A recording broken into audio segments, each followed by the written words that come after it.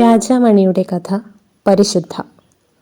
പ്രാർത്ഥനാ ഹാളിലെ കുമ്പസാരക്കൂട്ടിൽ നിന്നും വാക്കുകൾ ഒഴുകിത്തുടങ്ങി. നിശബ്ദതയിൽ പതിഞ്ഞ വാക്കുകൾ കനത്തു. നാളെ എൻ്റെ മനസ്സമ്മതമാണ്. അതിനു മുമ്പ് എൻ്റെ പാപഭാരങ്ങൾ മുഴുവൻ കഴുകിക്കളയണം. ദൃഢമായ വാക്കുകൾ ഒന്നൊന്നായി പുറത്തേക്ക് വന്നു. ഞാനൊരാളെ സ്നേഹിച്ചിരുന്നു, എൻ്റെ കളിക്കൂട്ടുകാരനെ. അയാളോടൊപ്പം കളിവഞ്ചിയുണ്ടാക്കി അതിലൊഴുകി നടന്നു. വെള്ളത്തിൻ്റെ ഗതിക്കനുസരിച്ച് നീങ്ങിയിട്ടും കളിവഞ്ചി ആടി ഉലഞ്ഞു. കാലം അതിനെ ഒഴുക്കിക്കൊണ്ട് നടന്നു. പുസ്തകസഞ്ചി നനയാതിരിക്കാൻ ചേർത്തു പിടിക്കുമ്പോൾ അയാൾ എന്നെയും ചേർത്തു പിടിച്ചു. സ്നേഹത്തെ പ്രണയമായി കരുതിയ ഞാൻ ആടി ഉലഞ്ഞു. ഞാൻ മരണത്തെ മുന്നിൽ കണ്ടു. പിന്നെ ജീവിതം സന്യാസത്തിൻ്റെ വഴിയിലേക്ക് മാറ്റിയാലോ എന്നോർത്തു. വീണ്ടും തിരുത്തി. കളങ്കപ്പെട്ട മനസ്സുമായി സന്യാസിയുടെ ഉടുപ്പിനുള്ളിൽ ഒളിക്കരുതെന്ന്. സേവനത്തിൻ്റെ വഴിയിൽ ഞാൻ ജീവിതം കണ്ടെത്തുകയായിരുന്നു. സ്നേഹത്തിൻ്റെ കരങ്ങൾ കൊണ്ട് വേദന തുടച്ചു മാറ്റാൻ ഞാൻ പഠിച്ചു. വിവാഹ കമ്പോളത്തിൽ വഴിമുട്ടി നിൽക്കുന്ന മകളെ ഓർത്ത് വേദനിക്കുന്ന അപ്പനമ്മമാർക്ക് ആശ്വാസവുമായിട്ടാണ് ജോയലിൻ്റെ വിവാഹാലോചന വന്നത്. സ്ത്രീധനമായി ഒന്നും വേണ്ടെന്ന് പറഞ്ഞപ്പോൾ സന്തോഷം കൊണ്ട് വീർപ്പ് മുട്ടുന്ന അച്ഛനമ്മമാരെ കണ്ടില്ലെന്ന് നടിക്കാൻ കഴിഞ്ഞില്ല.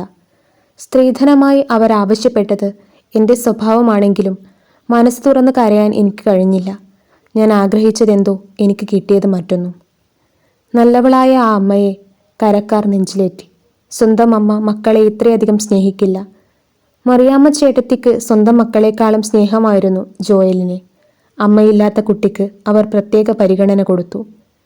നീണ്ട നിശബ്ദത. അൾത്താരയ്ക്ക് മുന്നിൽ നിൽക്കുന്നത് ദൈവത്തിൻ്റെ പ്രതിരൂപം. കുമ്പസാരക്കൂട്ടിൽ നിന്നും വരുന്ന വാക്കുകൾ ഒന്നൊഴിയാതെ കർത്താവിലേക്ക് എത്തിക്കുക. ഇതിന് ഞാൻ വെറും ഉപകരണം മാത്രം. നിശബ്ദതയെ ഭേദിച്ച് വാക്കുകൾ പുറത്തേക്ക് വന്നു. ജോയലിനെ ചേട്ടത്തി നന്നായി നോക്കുന്നു. എൻ്റെ ക്ലിനിക്കിൽ അവരെത്തുന്നതുവരെ ഞാനും അങ്ങനെ തന്നെ കരുതി, ഭാഗ്യവാനെന്ന്. ഡോക്ടർ പറഞ്ഞ വാക്കുകൾ ചേട്ടത്തിയുടെ രൂപം എൻ്റെ മുന്നിൽ എറിഞ്ഞുടച്ച് കണ്ണാടി പാത്രമായി മാറിയ നിമിഷം ഡോക്ടർ കയർത്തു. സംസാരിക്കുന്നു.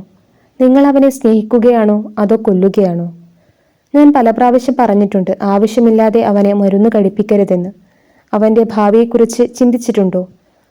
ആ മരുന്ന് കഴിച്ചാൽ എന്താണ് സംഭവിക്കുകയെന്ന് അറിയാഞ്ഞിട്ടല്ലോ. ഞാനെല്ലാം വ്യക്തമായി പറഞ്ഞതല്ലേ. തലതാഴ്ത്തി നിൽക്കുന്ന ഭർത്താവിനൊപ്പം ചേട്ടത്തി പുഞ്ചിരിച്ചു. ഡോക്ടറിൽ നിന്ന് ഞാൻ എല്ലാം അറിഞ്ഞു. ചെറുപ്പത്തിലെപ്പോഴോ ജോയലിനുണ്ടായ ഭയം, അതിന് ഡോക്ടർ കുറിച്ചു കൊടുത്ത മരുന്ന് അവരിപ്പോഴും കൊടുക്കുന്നുണ്ടെന്ന്. സ്വാർത്ഥതയുടെ മുഖത്തിന് മുകളിൽ സ്നേഹത്തിൻ്റെ മുഖംമൂടി അണിഞ്ഞ്.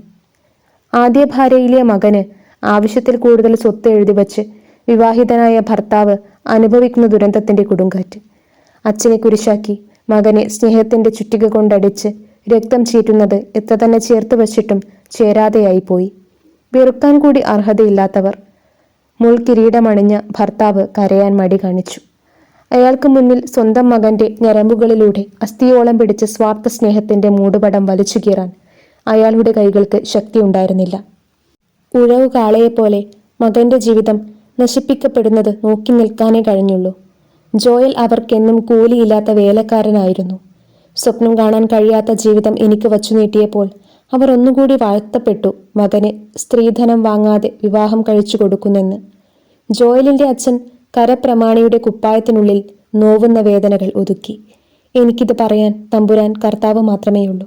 വിവാഹിതയായിട്ടും കന്യകയായിരിക്കേണ്ടി വരുന്ന ഹതഭാഗിയായ ഭാര്യയാകും ഞാനെന്നറിഞ്ഞിട്ടും അച്ഛനും അമ്മയും കരക്കാരും ഉത്സവമായി കാണുന്ന എൻ്റെ മിന്നുകിട്ട്. എൻ്റെ ഉള്ളിൽ ഒഴുകി പരക്കുന്ന ചോരയുടെ പാടുകൾ മാഞ്ഞു പോകാൻ വേണ്ടി ഞാൻ ആ പാപം മനുഷ്യൻ്റെ ജീവിതത്തിലേക്ക് കടക്കുന്നു.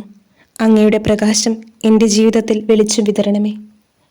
അൾത്താരയ്ക്ക് മുന്നിൽ വെള്ളവസ്ത്രത്തിൽ നിൽക്കുമ്പോൾ അവൾ, തൻ്റെ മൂത്ത ജ്യേഷ്ഠൻ ജോയൽ പരിശുദ്ധ വസ്ത്രമണിഞ്ഞ താൻ ചോദിക്കുന്ന ചോദ്യങ്ങൾക്ക് അവൾ പുഞ്ചിരി കൊണ്ട് ഉത്തരം പറഞ്ഞു.